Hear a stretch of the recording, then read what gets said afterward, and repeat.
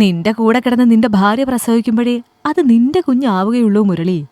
ഭാര്യയും ഭർത്താവും കൂടി ചേർന്ന് കിടന്നുണ്ടാക്കുന്നതാണ് സ്വന്തം കുഞ്ഞുങ്ങളെ. അല്ലാതെ ആശുപത്രിക്കാർ കുത്തിവെച്ചുണ്ടാക്കുന്നതൊന്നും നിന്റെ കുഞ്ഞാവില്ല.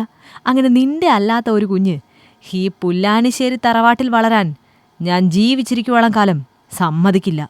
പ്രതീക്ഷയോടെ തന്നെ നോക്കി നിൽക്കുന്ന മുരളിയുടെ മുഖത്ത് നോക്കി ഒട്ടും ദയവില്ലാത്ത ശബ്ദത്തിൽ അച്ചമ്മ പറഞ്ഞതും ഞെട്ടി അവരെ നോക്കി മുരളിയും ഭാര്യ ഭാമയും. അച്ചമ്മ ഇത് എന്തൊക്കെയാണ് ഈ പറയുന്നത്? ഭാമ പ്രസവിക്കുന്നത് എൻ്റെ കുഞ്ഞിനെ തന്നെയാണ്. പിന്നെ ഇന്നത്തെ കാലത്തൊരു കുഞ്ഞുണ്ടാവണമെങ്കിൽ ഭാര്യയും ഭർത്താവും കെട്ടിപ്പിടിച്ച് ഒരു മുറിയിൽ കിടക്കണമെന്നൊന്നും ഇല്ല അച്ചമ്മേ. ഞങ്ങൾക്കൊരു കുഞ്ഞിനെ കിട്ടാൻ ഇപ്പോഴിനി ആകെ അവശേഷിക്കുന്നത് IVF ട്രീറ്റ്മെൻ്റാണ്. അത് ചെയ്യാൻ ഞങ്ങൾ തീരുമാനിച്ചതാണ്. അച്ചമ്മ ഇനി അതിന് എതിരൊന്നും പറയരുത്. അങ്ങേയറ്റം താഴ്മയോടെ അച്ചമ്മയെ മുരളി പറഞ്ഞ് മനസ്സിലാക്കാൻ ശ്രമിക്കുമ്പോൾ അച്ചമ്മയുടെ അടുത്തായി നിൽക്കുന്ന ലളിതേട്ടത്തിയമ്മയുടെ മുഖം ദേഷ്യത്താൽ കുത്തിവീർക്കുന്നത് നോക്കി നിന്നു ഭാമയും. അച്ചമ്മയുടെ ഈ എതിർപ്പിന് പിന്നിൽ ലളിതേട്ടത്തിയാണെന്ന് ഉറപ്പാണ് ഭാമയ്ക്ക്. ഞങ്ങൾക്ക് സ്വന്തമായൊരു കുഞ്ഞുണ്ടാവുന്നതിൽ ഏറ്റവും എതിർപ്പ് അവർക്കാണല്ലോ, സങ്കടത്തോടെ ചിന്തിച്ചവൾ. നീ ഒരു ന്യായവും പറയണ്ട മുരളി. കന്നുകാലികളെ കുത്തിവെപ്പിച്ച് കുഞ്ഞുണ്ടാക്കുന്നത് പോലെ തന്നെയാണ് ഇതുവെന്ന് ലളിത എനിക്ക് പറഞ്ഞു തന്നിട്ടുണ്ട്. അതുകൊണ്ട് കൂടുതലൊന്നും നീ ഇതിനെപ്പറ്റി പറഞ്ഞെന്നെ പഠിപ്പിക്കാൻ വരണ്ട. കേൾക്കാനായി നിന്ന് തരില്ല ഞാൻ. ഇരുന്ന ഇടത്തുനിന്ന് എഴുന്നേറ്റ് അകത്തേക്ക് നടക്കാനൊരുങ്ങി അച്ചമ്മ പറഞ്ഞത് കേട്ട് ഞെട്ടലോടെ മുരളി ലളിതയെ നോക്കിയതും അച്ചമ്മയുടെ അങ്ങനെയൊരു തുറന്നു പറച്ചിൽ ഒട്ടും പ്രതീക്ഷിക്കാതെ ലളിതയൊരു ചമ്മിയ ചിരിയോടെ അവനെ നോക്കി മുഖം കുനിച്ചു. ഇക്കണ്ട കാലമൊക്കെ തൻ്റെ ചിലവിൽ സുഖമായി ഉണ്ടുറങ്ങി അവിടെ താമസിച്ചിട്ട് തനിക്ക് തന്നെ പണി തന്ന ലളിതയെ രൂക്ഷമായെന്ന് നോക്കി മുരളിയും. ഏട്ടൻ ഗൾഫിലാണ്. ഈ തറവാടിനോട് ചേർന്ന് തന്നെയാണ് ഏട്ടനും വീട് വെച്ചിരിക്കുന്നത്. ഏട്ടനില്ലാതെ തനിച്ചാ വീട്ടിൽ നിൽക്കാൻ വയ്യെന്ന് പറഞ്ഞ് ലളിത ആ വീട് വാടകയ്ക്ക് നൽകിയിട്ടാണ് മകളുമൊത്ത് ഇവിടെ വന്നീ താമസിക്കുന്നത്. ഏട്ടൻ അവരുടെ ചിലവിനായി അയച്ചു കൊടുക്കുന്ന പണം പോലും ഇവിടെ അവർ ചിലവിനായി എടുക്കാതെ സൂക്ഷിച്ചും സമ്പാദിച്ചും വയ്ക്കും. അവരുടെയും മക്കളുടെയും എല്ലാം കാര്യങ്ങൾ അച്ചമ്മ മുഖേന മുരളിയിലൂടെ എങ്ങനെയും നടത്തിയെടുക്കുകയും ചെയ്യും ലളിത.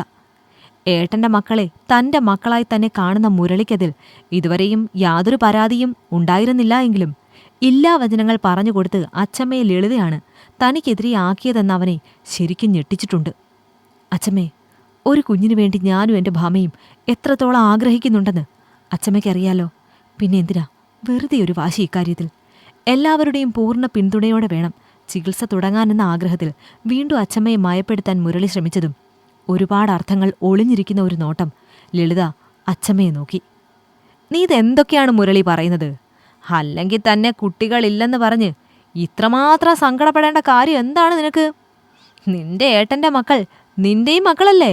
അതോ ലളിത പറയും പോലെ നീ നിന്റെ ഭാര്യയുടെ വാക്കുകൾ കേട്ട് ആ കുഞ്ഞുങ്ങളെയും തള്ളിക്കളഞ്ഞോ? അച്ചമ്മയ്ക്കും ഏട്ടത്തിയമ്മയ്ക്കും എന്തെങ്കിലും എന്നോട് പറയണമെങ്കിൽ അതെന്നോട് പറയാം.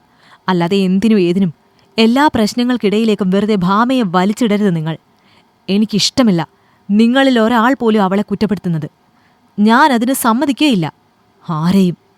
അറിയാതെ തന്നെ അച്ചമ്മയ്ക്ക് നേരെ മുരളിയുടെ ശബ്ദം ഉയർന്നു. ഇപ്പോൾ അച്ചമ്മയ്ക്ക് മനസ്സിലായില്ലേ ഞാൻ അച്ചമ്മയോട് പറഞ്ഞതെല്ലാം സത്യമായിരുന്നെന്ന്? ഭാമയെ നമ്മളൊന്ന് നോക്കുന്നത് പോലും ഇവൻ ഇഷ്ടമില്ലാത്ത വിധത്തിൽ ഇവനെ മാറ്റിയെടുത്തു ഈ മിണ്ടാപ്പൂച്ച പോലെ നിൽക്കുന്നവൾ. അതും അവൾക്ക് കണ്ടവൻ്റെ കുഞ്ഞിനെ പരസ്യമായി പ്രസവിക്കാൻ വേണ്ടിയിട്ട്. അതിന് സമ്മതിച്ചു കൊടുക്കരുത് അച്ചമ്മേ. നമ്മുടെ ഈ തറവാടും സ്ഥലവും ഒന്നും അങ്ങനെ വല്ലവൻ്റെയും കുട്ടികൾക്ക് കൊടുക്കരുത്. അച്ചമ്മയുടെ മൂത്ത പേരക്കുട്ടി എൻ്റെ മാധവേട്ടനല്ലേ? മാധവേട്ടൻ എഴുതി കൊടുത്താൽ മതി ഈ തറവാടും ബാക്കിയുള്ളതും. അങ്ങനെയാകുമ്പോൾ ഇതെല്ലാം എൻ്റെ മക്കൾക്ക് തന്നെ കിട്ടുമല്ലോ. ഇവൻ ഇത്രയും കാലം കുട്ടികൾ ഉണ്ടാവാതിരുന്നപ്പോൾ ഇതൊക്കെ അവർക്ക് തന്നെ കിട്ടുമെന്ന് ഞാനും ഏട്ടനും കരുതിയതാണ്. അപ്പോഴാണ് അവൻ്റെയെല്ലാം IVF. അച്ചമ്മയ്ക്ക് നേരെ മുരളിയൊന്ന് ശബ്ദം ഉയർത്തിയതും അവനൊട്ടും പ്രതീക്ഷിക്കാതെയാണവൻ്റെ നേരെ ചീറിച്ചെന്നു ലളിതയും. എന്നാൽ മുരളി ഒട്ടും പ്രതീക്ഷിക്കാതെ ലളിതയെ ഞെട്ടിച്ചുകൊണ്ട് അച്ചമ്മയുടെ കൈ ഉയർന്ന് ശക്തമായി ലളിതയുടെ വലം കവിളിൽ പതിച്ചതും മുരളിയും ഭാമയും ഉൾപ്പെടെ ഞെട്ടി അച്ചമ്മയെ നോക്കി. പറഞ്ഞു പറഞ്ഞ് നീ എത്രടം വരെ പോകുമെന്നും നിന്റെ മനസ്സിനുള്ളിൽ നീ ഒളിപ്പിച്ച ദുഷിപ്പുകൾ എന്തൊക്കെയാണെന്നൊക്കെ അറിയാൻ വേണ്ടി തന്നെയാണ് ലളിതേ ഞാൻ നിന്റെ മുന്നിൽ ഒരു പൊട്ടിയായി ഇരുന്നു തന്നത്. അച്ചമ്മയുടെ സംസാരത്തിൽ പകച്ചവരെ ഞെട്ടിനോക്കി ലളിത.